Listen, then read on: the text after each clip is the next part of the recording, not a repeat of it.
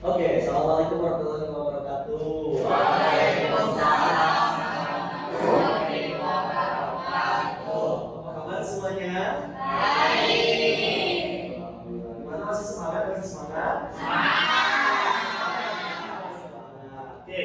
Nah, sebelum kita lanjutkan, alangkah baiknya kita berdoa sebelum belajar. Berdoa akan dipimpin oleh Bapak Dewi di persilakan.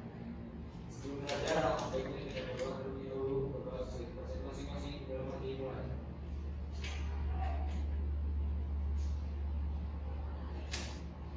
Berdoa selesai.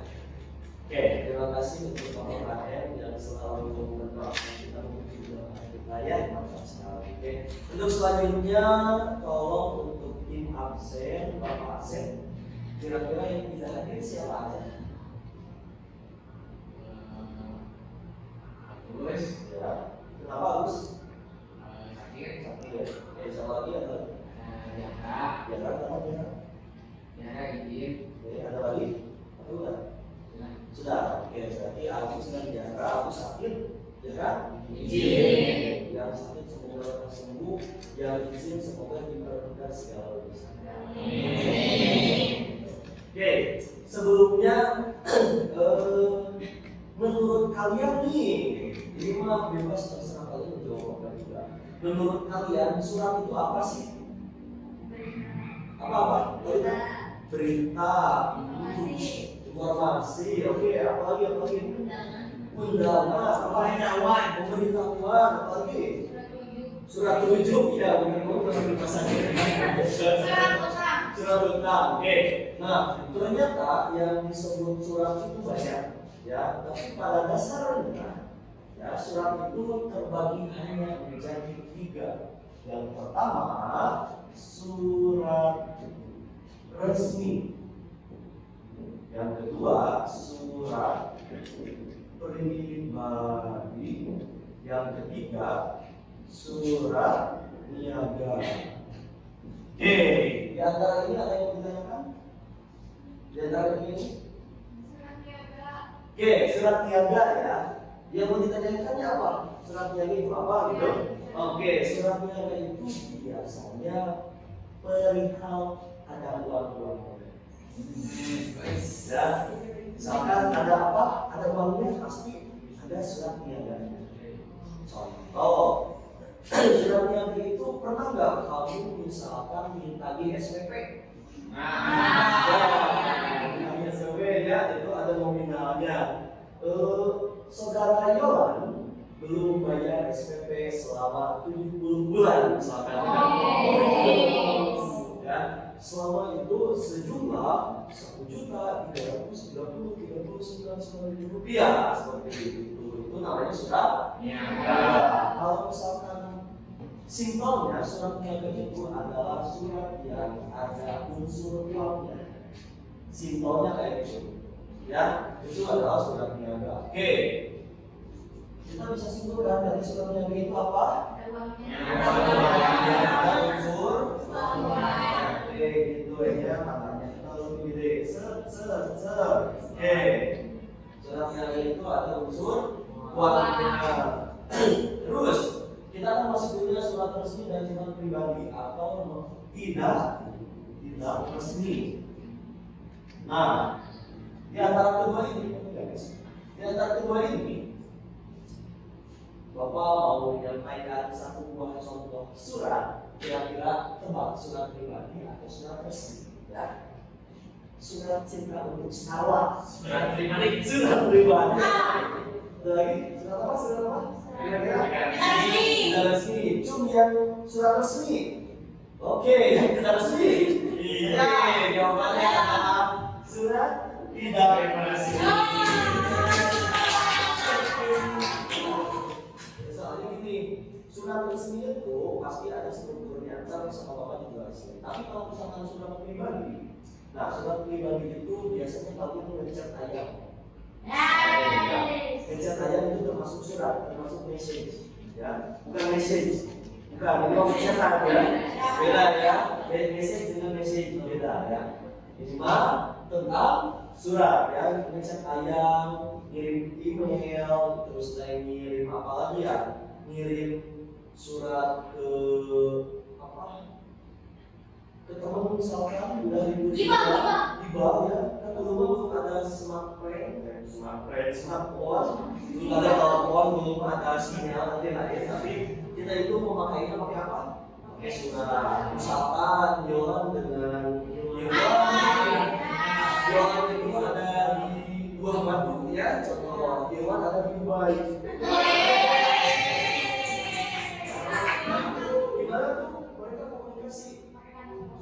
Iya, kantor pos dengan cara surat menyu. Jadi surat resmi itu adalah surat pribadi itu adalah surat yang tidak terlihat apapun ya. Seperti itu. Selanjutnya ada surat resmi. Nah, ini agak susah nih. Surat resmi itu punya banyak bagian. Bagian-bagiannya adalah, nah, tapi sebelum Bapak nunjukin bagiannya, Bapak bakal nunjukin salah dua. Kan kalau salah satu kan satu ya, salah dua. Maaf, ya, salah dua surat atau dua buah surat yang dimana coba tebak mana yang resmi, mana yang non resmi. Ini kanan, ini kiri. Yang resmi.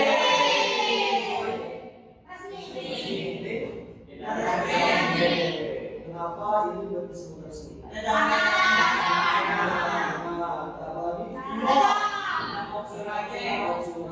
Oke, kalau ini ini kan namanya poster, tapi kok masih bisa disebut surat? Ada unsur ya, tapi tidak resmi karena tidak memiliki bagian-bagian surat resmi yang akan Bapak jelaskan sekarang ya.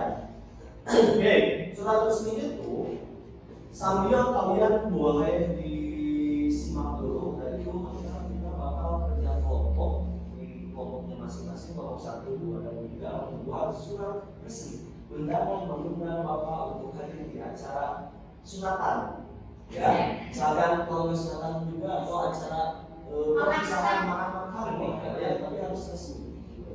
Nah, yang pertama di dalam surat itu ada yang namanya head. Tahu head? Tahu. Head di bawah head itu mah. Nah, ini ceritanya kertas. Yang namanya head itu adalah kepala surat.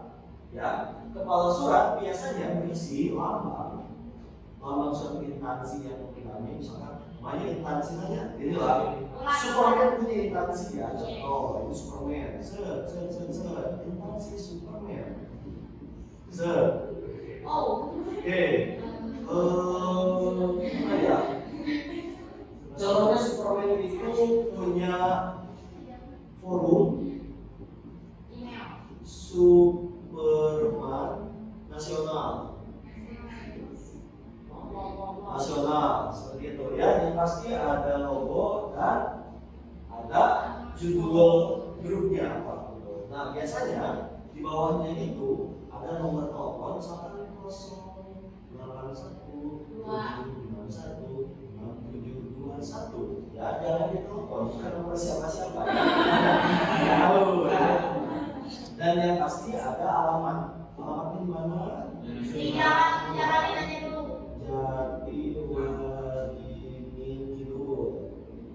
Nah, biasanya di kop surat itu ada unsur-unsur ini. Yang pertama ada logo, ada pemilik suratnya, ada nomor telepon dan alamat seperti itu. Ya, di kop surat hadir gimana? Kan biasanya ada satu dua logo yang di kepala itu ya guys. Ya. Itu wajib dua. Nah, itu tergantung instansinya. Kalau instansinya saling berkait itu harus dua. Kalau instansinya tidak saling berkait itu cuma satu. Oh, ini BKC nih, Bapak Bencana terkaitnya dengan yayasan. Jadi harus disimpan yang lebih tinggi itu di sebelah kanan, yang lebih rendah di sebelah kiri. Contoh lambang BKC. Sudah lagi ya, pakai BKC ya. BKC. Ini kanan di mana sih, kanan? Nah, ini YPUI. Itu YPUI. Itu ya, ini BKC. Gitu ya. Jadi kalau begitu, kalau misalkan ada dua, artinya mereka saling berkait. gitu. Ya, yang di kanan itu pasti kalau kata orang Sunda nama gunung mana ya teh. Ya, ini adalah bawahannya. Kalian tertahu ya. Oke. Selanjutnya di surat resmi juga ada bagian lain, yakni ada apa ya? Lupa sebentar. Ya, ada nomor dan tanggal surat. Tapi di lampirannya itu atau di listnya itu adalah nomor. Ada nomor surat. Nomor surat itu biasanya terdiri dari urutan surat yang muncul. Misalkan ini adalah surat yang Bapak keluarkan pertama, berarti suratnya adalah nomor 1 atau 01. Tanggal berapa sekarang? Tanggal 27 bulan Nah, jadi seperti itu. Kalau dia tanggal pertama, artinya oh ini adalah surat nomor 1 nih. Ya. Kalau misalkan nomornya udah jadi 100, berarti ini adalah surat yang ke 100. Ini 01, 27, 11, 25 seperti itu. Ya. Di bawahnya biasanya ada keterangan lampiran atau tidaknya seperti itu. Ya, kalau lampiran itu biasanya ini ceritanya surat tagihan bagi SPP. Maksudnya itu surat ada juga ini termasuk surat resmi. Bisa termasuk surat resmi tergantung konteksnya. Nah, contoh ini adalah surat lagi atau surat apa ya? Undangan wisuda ya, contoh undangan wisuda. Oke. Kalau undangan wisuda artinya biasanya ada tagihannya juga, lampiran. Biasanya di lampiran itu ada berapa lembar nih di belakang halaman ini? Beserta lampirannya itu adalah struk pembayaran atau misalkan tagihannya ada berapa, atau misalkan ada foto-foto itu bisa dilakukan. Tapi kalau misalkan lampirannya nggak ada, bisa di strip, begitu. Ya, setelah lampiran itu biasanya ada perihal. Apa itu perihal?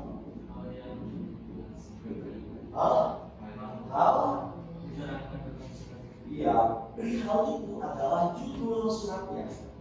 Ya, misalkan Balajo, misalkan undangan undangan Sudah.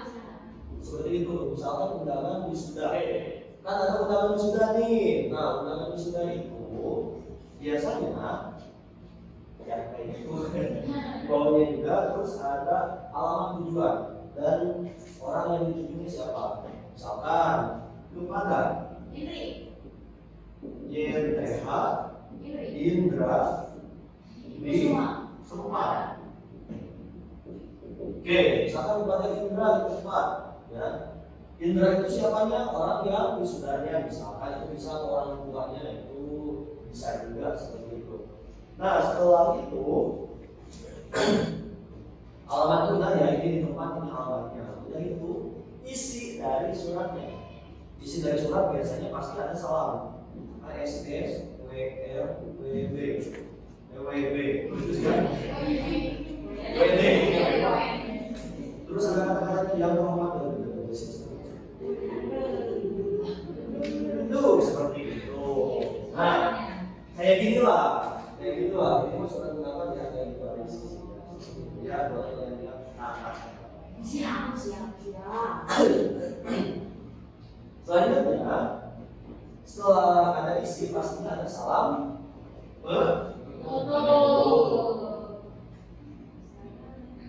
Iya, seperti itu. Nah, ada satu hal lagi yang membuat surat ini menjadi benar-benar resmi. Apa itu? Pintar sekali, ada tanda tangan. Itu. Pola tanda tangan itu tergantung instansinya kebiasaannya seperti apa. Itu apakah perlu 3 tanda tangan atau 2 tanda tangan. Tapi kalau biasanya sekolah itu 3. Yang di tengah itu paling gede jabatannya. Seperti itu. Ya. Nah, jadi kalau misalkan unsur-unsur ini ada yang tidak termasuk, bisa disebut surat resmi atau tidak? Tidak dong, karena surat resmi itu unsur-unsurnya Bisa dipahami? Bisa.